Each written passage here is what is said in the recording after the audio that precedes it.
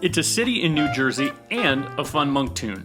In this video, you're going to get a map of useful targets and a great tool that I don't believe we've covered in previous videos to use over Monk's jazz standard Hackensack.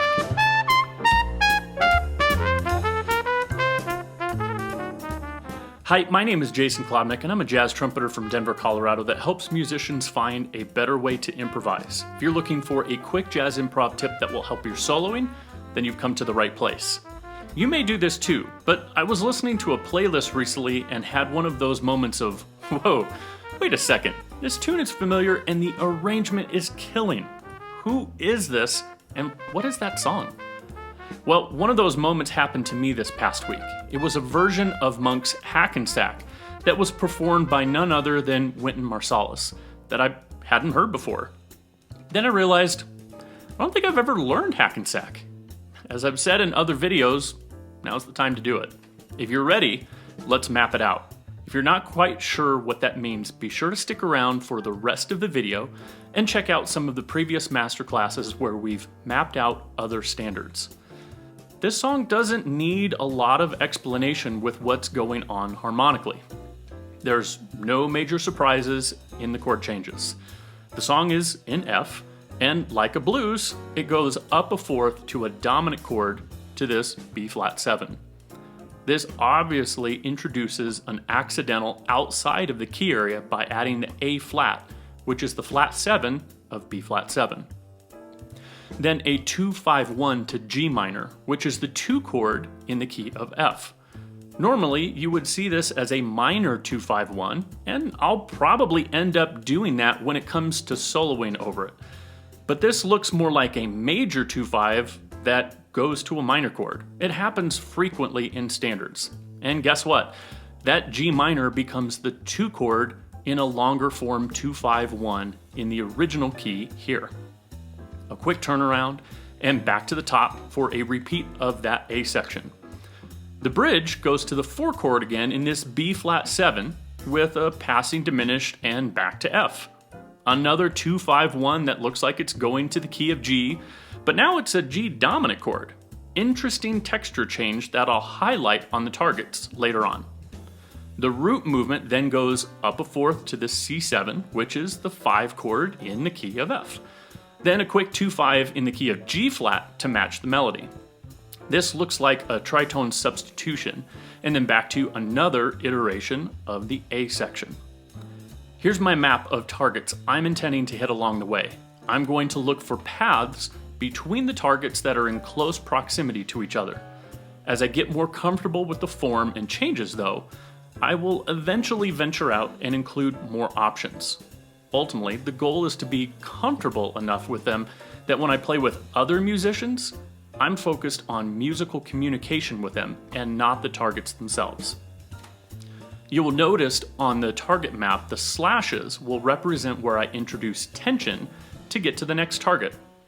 When I talk about using tools to get to targets, those tools introduce tension before I get to my resolution, also known as, guess what, targets.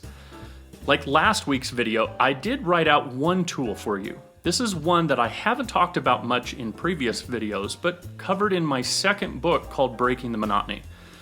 This concept is using rhythmic quotes that are found in the melody or even from other songs. In this example, I used one from the bridge in Hackensack that sounds like this.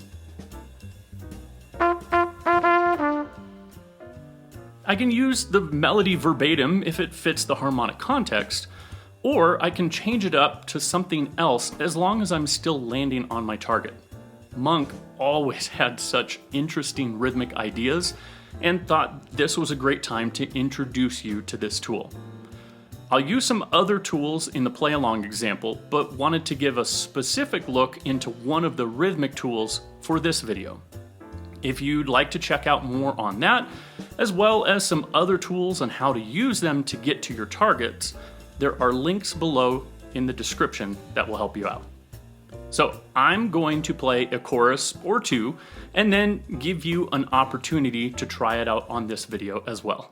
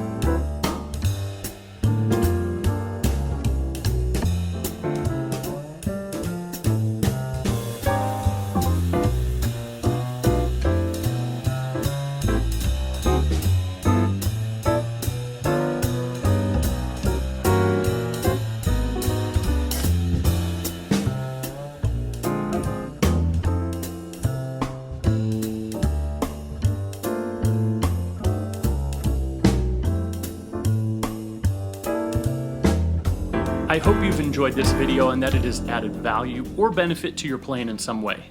Be sure to hit that subscribe button and that bell that's right next to it that lets you know whether another video comes out. And if you know any other musician that might find this useful, you can share it with them too. Until then, my name is Jason Klobnak, and I'll see you on the next one.